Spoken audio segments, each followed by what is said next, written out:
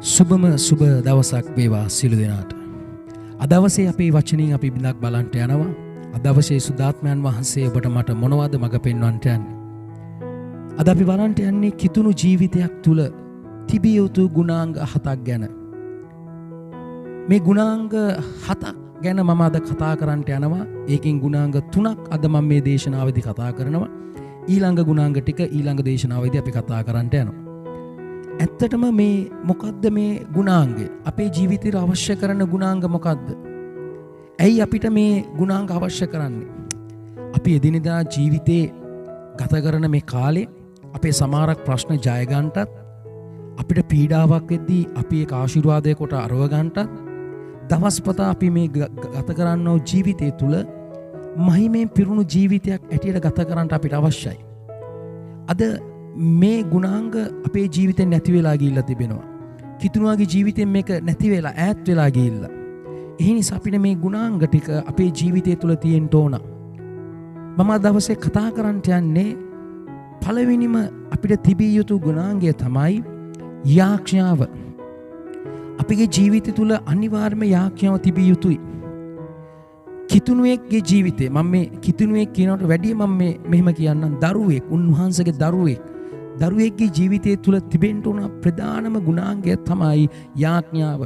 අද මේ දරුවන්ට නැත්තම් උන්වහන්සේගේ දරුවෝ වෙන අපි ඔබට මට අද අපේ යාඥාව නැතුව ගිහිල්ලා දෙවියන් වහන්සේත් එක්ක කතා කරන කාලය අපිට නැතුව ගිහිල්ලා යාඥාව කියන්නේ පෑදිලි උන්වහන්සේත් එක්ක කතා කරන එක. ඒ නිසා අපිට අවශ්‍ය කරනවා දෙවියන් වහන්සේත් එක්ක සමීප ගනුදෙනුවක් යාඥාවක්. අද මේ කිතුණුවාගේ ජීවිතේ නැත්නම් උන්වහන්සේගේ දරුවන්ගේ ජීවිතය තුළ යාඥාවෙන් පිටින්ම නැතුව ගිහලා ඇයි රාජකාරිය වැඩ අද මේ රටේ අපේ ලංකාවේ ශ්‍රී ලංකා දේශයේ තිබෙනව ප්‍රශ්න නිසා අද බැලුවොත් පෝලිං වල හැම තැනම පෝලි හැම තැනම ප්‍රශ්න. ඒ නිසා යාඥා කරන්න වෙලාවක් නැහැ. ඔබගේ ගෙදර ඔබගේ තාත්තවෝ අම්මවෝ ඉන්නවා නම් ඔබගේ තාත්තත් එක්ක දරුවෙක් මාසයක් හෝ අවුරුද්දක් හෝ කතා කරන්නේ නැතිනම් එක ගෙදරක ඉඳගෙන ඒ ගෙදර කවදාවත් සමාදානයක් තිබෙන්නේ නැහැ. එතන තියෙන අසමාදානය. කවදාවත් ඒ ගෙදර ප්‍රීතියක් අපිට දකින්න බෑ. හැබැයි ඒ තාත්තත් එක්ක කරට අත දාලා මිත්‍රශීලීව අපි කතා කරනවා නම් එතන පුදුම සමාදානයක් තිබෙනවා. අද ඔබගේ ජීවිතය තුළ ඔබගේ තාත්තත් එක්ක කතා කරන්නේ නැතිනම් ස්වර්ගයේ ඉන්න පියාණන් වහන්සේත් එක්ක ඔබ කතා කරන්නේ නැතිනම් ඔබට කවදාවත් උත්තරයක් ලබා ගන්න බැරි වෙයි. ඇයි ඔබට තිබෙන්නේ ඔබගේ ප්‍රශ්නය, ගැටලු, වේදනාව, දුක කියන්න, යාඥා කරන්න. අද අපේ රටේ හැම කෙනෙක්ම අපේ රටේ ඉන්න ජනාධිපතිලාට, ඇමති මණ්ඩලයට අපේ සමහර ප්‍රශ්න ගින් කියනවා. ඔවුන් ඒවා ගණන් ගන්නවත් නැහැ. නමුත් ඔබ යාඥාව තුළදී ඔබගේ ප්‍රශ්න ගැටලු දෙවියන් වහන්සේත් එක්ක බෙදා ගන්න. උන්වහන්සේ කිව්වා මට යාඥා කරන කල මම උන්වහන්සේ කියන උත්තර දෙන්න බලවත් වූ දෙවියන් වහන්සේ කියලා. ඒ නිසා ඔබගේ මේ ගුණාංගය පළවෙනි ගුණාංගය නැති කරගන්න එපා. අවංකව ස්වාමින් වහන්සේට යාඥා කරන්න පටන් ගන්න. දෙවියන් වහන්සේට ලං වෙලා ආදරෙන් හැමදාම හැම කාලෙම උන්වහන්සේට යාඥා කරන්න. මේ කාලේ අවශ්‍ය කරන්නේ යාඥාව. මේ පීඩාවෙන් නිදහස් වෙන්න උන ගැලවෙන්න උන අපිට අවශ්‍ය කරන ප්‍රධාන දේ මේ යාඥාව. අද කිතුණුවාගේ ජීවිත තුළ නැතුව ගින් මේ අසාගෙන ඉන්න ඔබ ඔබේ ජීවිත මොහොතකට කල්පනා කරලා බලන්න. ඔබේ ජීවිතේ යාඥාව තියෙනවද? යාඥාව තියෙන ඔබ මොහොතකට සෝදිසි කරලා බලන්න. දෙවෙනි ගුණාංගය තමයි කිතුණුවෙක්ගේ ජීවිතේ දෙවියන් වහන්සේගේ දරුවෙක්ගේ ජීවිතය තුළ තිබෙන්න ඕන දෙවෙනි ගුණාංගය තමයි දේව වචනය කියවීම. අද දේව වචනය කියවන්නේ නැති බොහෝ කිතුණුවන් අද අපි ඕන තරම් දකිනවා. දේව වචනය කියවන්නට වෙලාවක් නැහැ. ඒකට මුල් තැන දෙන්න වෙලාවක් නැහැ. මොකද්ද මේ දේව වචනය? ස්වාමින් වහන්සේගේ වචනය. දෙවියන් වහන්සේ දකින්න ඕනි නම් අපි උන්වහන්සේගේ වචනේ කියවන්න ඕන. අද අපි දකිනවා බොහෝ කිතුණුවෝ එක එක තැන්වලට දුවනවා. තමන්ගේ අනාගතය ගැන මොනවද කියන්නේ? සමහර දේවසේවකයෝ ළඟට දුවනවා. අපේ රටට මොනවද වෙන්න යන්නේ? ලෝකෙට මොනවද වෙන්න යන්නේ? මගේ පවුලට මොකද්ද අද දවසේ එළිදරව් කරන්න යන්නේ? මොකද්ද අනාගත වාක්‍යය කියලා හැමතැනම දුවන්න පටන් අරන් තිබෙනවා. අද මේ දුවන කිතුණුවෝ අද සමහරකට අතරමං වෙලා. ඇයි බොරු අනාගත වාක්‍යය නම් වෙලා අතරමං වෙලා? ඇයි ඒක වෙලා තියෙන්නේ? වචනීය කියවන්නේ නැති නිසා. හොඳම අනාගත වාක්‍යය තමයි ස්වාමින් වහන්සේගේ වචනය. උන්වහන්සේ අතීතයත් ගැන ලිව්වා. උන්වහන්සේ අපිමක ඉදිරියට වෙන්න යන අනාගතය ගැනත් උන්වහන්සේ ලියලා ඉවරයි එළිදරව් පොතේ. මෙතනින් එහාට වෙන්න දෙයක් උන්වහන්සේ කියලා ඉවරයි. ඒ නිසා අද වචනයට මුල් තැන දෙන්න. අද වචනේ කියවන්න.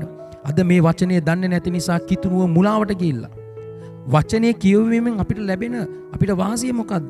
බලන්නද වචනයෙන් අපි කියවන මුළු හදවතින්ම අපිට සැබෑ වූ මාර්ගය පෙන්වනවා උගන්වනවා. උන්වහන්සේ ඔබට මට මේ වචන තුලින් තරවටු කරනවා. අපි මුලාවට යන්න නොවන පිණිස අපි මුලාට වැටෙන්න නොවන පිණිස උන්වහන්සේ සැබෑ මාර්ගය මේකෙන් පෙන්වනවා. හැම වෙලේම දෙවියන් වහන්සේට උන්වහන්සේගේ ළඟින් මේ වචනේ කියවන්න මේ වචනෙට මුල් තැනක් දෙන්න මගේ සෙනෙහවන්තය.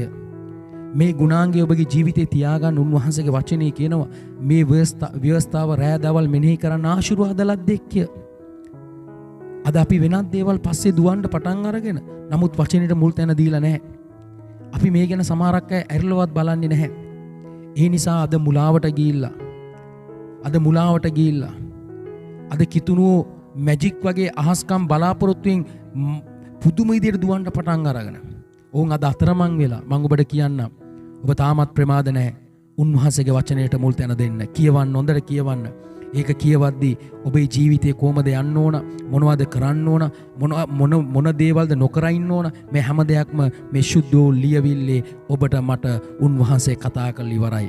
ඔබගේ අනාගතය කතා කරලා ඉවරයි. මේ රටට මේ ලෝකෙට මොනවද වෙන්න යන්නේ කියන එක උන්වහන්සේ සුද්ධෝ ලියවිල්ලේ ඒක ලියලා තිබෙනවා. ඔබ වචනේ කියවලා බලන්න. ඔබට හම්බ වෙයි.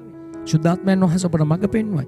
ඒ නිසා දෙවෙනි ගුණාංගය ස්වාමින් වහන්සේගේ වචනේ කියවන දරුවෙක් වෙන්න. මේක මග අරගන්න එපා. තුන්වෙනි එක තමයි දෙවියන් වහන්සේට ස්තුති කරන්න. තුන්වෙනි ගුණාංගය ඔබේ ජීවිතේ තියෙන ස්තුති කරන්න. ඔබව මේ වෙද්දි ජීවත් කරපු නිසා උන්වහන්සේට ස්තුති කරන්න. ගිය කාලවල වල ගිය අවුරුදු වල ඔබ ජීවත් වුණා වූ කාලවල ඔබට කරපු යහපත ගැන ඔබ සිහි කරලා ස්තුති කරනවද? ඉදිරියේ දවස්වල ඉදිරි කාලවල වල ඔබට දෙවියන් වහන්සේ කරන්න යනවා මහත් දේ ගැන ස්තුති කරනවද? අද මම මේ කතා කරන මේ දවසේ අපේ මේ රටේ අද මේ කතා කරන්නේ මම මේ කතා කරන්නේ මම මේ කතා කරන මේ දවස මේ වෙලාව මම මේ කතා කරන මේ දවස 2022 පස්වෙනි මාසේ 26 වෙනිදා අපේ රටේ සමහරක් අය කියනවා ඊළඟ මාස ගණන්වල මේ රටට මහත් වූ ආහාර ඉඟයක් එන්න යනවායි කියලා. විවිධ අය විවිධ විදියට කතා කරනවා.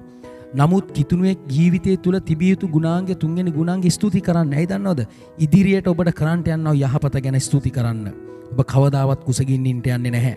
දෙවියන් වහන්සේ ඔබට ආශිර්වාද කරයි. අද අපේ ජීවිතේ කරපු හැම දෙයක්ම අපි උන්වහන්සේ ඔබට මට කරපු හැම දෙයක්ම අපි අමතක කරලා අපි ඒව සිහි කරන්නේ නැහැ. අපි උන්වහන්සේට ස්තුති කරන්නේ නැහැ. ස්තුති කරන ජීවිතයක් ඇරෙන්න වෙනස් වෙන්න. ඔබට කරපු දෙවියන් වහන්සේ ඔබට කරපු යහපත ගැන ස්තුති කරන්න පටන් ගන්න. ඉදිරියේ කාලවල වල ඔබට කරන්න යනවා වූ දේ ගැන උන්වහන්සේට ස්තුති කරන්න. අපි තාමත් නායෙන් අඬන් ඉන්න එපා. දෙවියන් වහන්සේ මේ වෙනකම් මේ තප්පරේ මේ අසාගෙන ඉන්න ඔබ මේ වෙනකම් ජීවත් කරපු නිසා උන්වහන්සේට ස්තුති කරන්න. ඔබගේ පවුල ඔබගේ දරුවන්ව ඔබට දුණු ගැලවීම ගැන උන්වහන්සේ මිල කරන්න බැරි වූ ගැලවීමක් ඔබට දීලා තිබෙනවා. ඒ ගැන උන්වහන්සේට ස්තුති කරන්න මගේ සෙනෙහවන්තය. දෙවියන් වහන්සේ බලවත් දේ කරයි. උන්වහන්සේ පුදුම දේ කරයි. මේ ගුණාංග ටික ඔබගේ ජීවිතේ තියෙන්න ඕන. දෙවියන් වහන්සේට මේ වෙලේ ස්තුති කරන්න. කිතුණුවේගේ ජීවිතය තුළ මේ ගුණාංග තිබෙනවා නම් දෙවියන් වහන්සේ පුදුම තැනකට ඔබව මාව ගෙනියන්න යනවා. ඒ නිසා අද දවසේ අපි ඔබ වෙනුවෙන් මම යාඥා කරන්නට යනවා. අපි ඊළඟ ගුණාංග 4 ගැන අපි ඊළඟ දේශනාවේදී බලන්න යනවා. ඒ නිසා මම යාඥා කරන්න මුළු හදවතින්ම ස්වර්ගික පියාණනි ඔබ වහන්සේගේ දෑතට බාර කරන්න. ස්වාමීනි අපේ ජීවිතේ තිබෙන්න ඕන කාරණා කීපයක් තිබෙනවා. ගුණාංග අද අපේ සමහරක් ගුණාංග තිබෙනවා ඔබ අකමැති දේවල්. ඒක යක්ෂයා සමහරක ප්‍රිය කරයි. නමුත් ස්වාමීනි ඔබට ප්‍රිය වූ ජීවිතයක් ගත කරන්න අපි හැම කෙනෙක්ට ඔබ වහන්සේ ආශිර්වාද කරන්න. ඉදිරි ගමන සාර්ථකව ගමන් කරන්න ඔබ වහන්සේ ආශිර්වාද කරන්න. ස්වාමීනි අපේ ජීවිත තුළ යහපත් වූ ගුණාංග දවස්පත ඒවා වැඩි වෙන්න ඕනයි කියලා යාඥා කරනවා. මෙන්න දැන් ආශිර්වාද කළ මැනව. ක්‍රියා කරන්නට මෙන්න දැන් ඔබගේ දෑතට සියල්ල බාර කරන්න. යේසුස් ක්‍රිස්තුස් වහන්සේගේ බලගත් උතුම් නාමයෙන් නිසාය. ආමෙන්. හැම කෙනෙකුටම සුබම සුබ දවසක්. යේසු වේටයි.